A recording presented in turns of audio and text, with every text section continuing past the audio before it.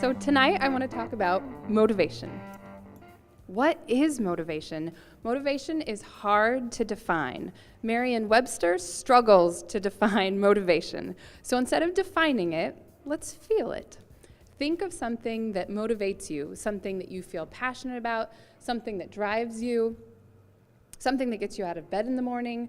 And once you have that feeling, or the idea of the feeling, give me a little thumbs up. So that feeling, can we increase that feeling? Can we spark that feeling if it doesn't already exist in ourselves, in others, in ourselves? Yes, absolutely. In others, no, not a chance. We do not have the power to motivate another person. It comes from within. Motivation is a fire from within. If someone else tries to light that fire under you, chances are it will burn very briefly. If you've ever tried to motivate a toddler to be potty trained, you have experienced the brief spark of bribe after bribe after bribe until the child themselves chooses that they're ready. Am I right? Mm-hmm. There is hope, however. We can create conditions that increase the likelihood that motivation will occur in ourselves and in others. Purpose, competence, autonomy, and relatedness. And these ideas are not my own. I read a few books, I read a few studies, I saw overlaps in themes, and these 4 ideas emerged. And now that I have the framework, it's like Da Vinci Code, and I see them everywhere. They're in all the books I read and the presentations I hear, and the other presenters tonight, their ideas are going to fall into this framework. So it's kind of like I'm prepping you for homework. Like you'll be able to make the connections. Once you see it, it's everywhere. So let's decode. Purpose. A meaningful purpose is something that is meaningful, something that is greater than ourselves. Purpose is the work of Simon Sinek, who talks about finding your why. It's mission and vision. In a school setting, it's project-based learning that benefits the community as opposed to working towards a pizza party. It's intrinsic. Competence. It's about finding the right level of challenge, things that aren't too hard or not too easy. As teachers, we call this differentiation. The other part of competence is not being afraid when things are hard, failing forward, growth mindset. These ideas are huge in education right now, and we are planning lessons, and we are doing what we can to strengthen this skill set in our students. And sometimes I wonder, what are we doing to strengthen it in ourselves? Are we giving ourselves and our colleagues permission to try and to fail? Autonomy. Voice and choice over who, what, where, when, why, and how we do what we do.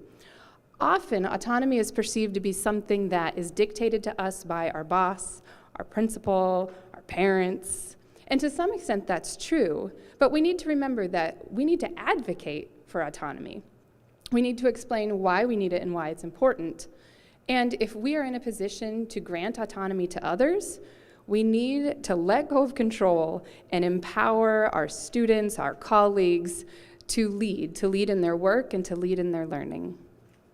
Relatedness, our sense of connection, trust, safety, our ability to share our emotions with others and to receive their emotions. In school, at home, and at work, this means prioritizing relationships and prioritizing our emotional environments. So how do we apply these conditions? Well, we can apply them in development and we can apply them in problem solving. So development, maybe it's a personal goal. Maybe you want to plan a fun trip. Maybe it's a new math unit, or maybe you've been asked to be the lead on a new project at work. Purposefully plan with the conditions in mind and be mindful of those conditions throughout the process. If there's a problem, use the conditions to solve the problem. So let's try some. Why do I feel unmotivated to go to work? That was me this fall. I was feeling unmotivated to go to work. And so I needed to look at the conditions to figure out what was going on. It was competence. I was struggling to respond to some behaviors in the music room, and I perceived failure day after day after day, and it was getting heavy, and it was getting hard, and it was becoming a problem in my wanting to go to work. And once I was able to pinpoint the problem, then I was able to rely on my feelings of relatedness with my principal, with the behavior techs, with the other classroom teachers, and I could go to them and tell them, I'm struggling, I need help. And then with their help, we were able to improve the conditions for the students in the music room, and then the conditions of motivation for me. And now I'm proud to report, I want to go to work.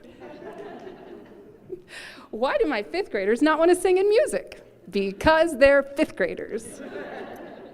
I consider this my ongoing problem-solving project. I don't think it's purpose. I think that's one of my strengths as a teacher. I draw on purpose. I make lots of connections to purpose. So is it competence? Did someone along the line tell them they couldn't sing? Does someone at home tell them they can't sing? Does their friend? Do they not think they can do it? Is it autonomy? Do I give them voice and choice over what we're singing? Or is it always baby songs? Is it relatedness? Do they feel safe with me? Do they feel safe with each other? Are they willing to sing in front of one another? I don't know. It's probably all of them, and I'm going to continue to try and figure it out. Tickets and tokens. How do we motivate students to behave in a positive way? Many elementary schools and middle schools around the nation utilize token economies, tickets and tokens and bucks to give to students when they behave in a way that we want them to behave again and again and again. And at Kenwood, we didn't feel like that type of extrinsic motivation aligned with our mission or with our paradigm of motivation. So instead, we strive to cultivate the conditions of motivation so that students intrinsically want to do the right thing. And it's working. Our data is showing that it's working. The example I'm most proud of is our Kenwood staff. Our Kenwood staff is so brave. We are having very courageous conversations, and I think the word vulnerability has come up at least half of our staff meetings this year.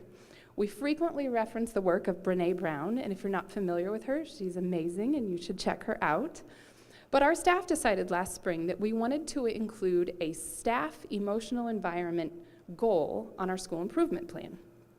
This fall, we put it to the test. The Tier 1 team designed a survey for all staff. We wanted to know how many teachers were struggling with motivation, to what extent were they struggling, in what aspects of their school life were they struggling, and what conditions needed to be addressed. We were able to share that information with the staff, with the principal, with the coaches, with team leaders, so that together we could set goals and make action steps so that when we take the survey again in the spring, we can see that conditions have improved. Because we know it starts with us. If we want highly motivated students, then we need highly motivated staff. If we want highly motivated staff, then we need to address the conditions of motivation. In education, purpose is rarely going to be an issue. Most people go into education with a strong sense of purpose. As long as we are designing professional learning opportunities that align with our mission, our vision, and that purpose for going into education, we're good to go. Autonomy is something we need to continuously advocate for, and if we're in a position to grant autonomy to others, we need to do that with abundance. Competence is where we really get hit. Burnout is born out of competence. Our jobs are hard. There is pressure to perform, and we're asked to do a lot. Our jobs are emotionally exhausting, physically, mentally, spiritually hard work, and we don't like to talk about it. It is hard to talk about struggle, and it's hard to talk about things that you need help with. So we need to begin with relatedness. If we first start by establishing communities of caring staff that truly care about one another, who feel safe, who trust one another, then we have the foundation to have those hard conversations. Because the only way we're going to achieve high levels of competence is together. We need each other, and our students need us. If we want highly motivated students, then we need highly motivated staff. And if we're going to have highly motivated staff, we need to address the conditions of motivation together. Thank you.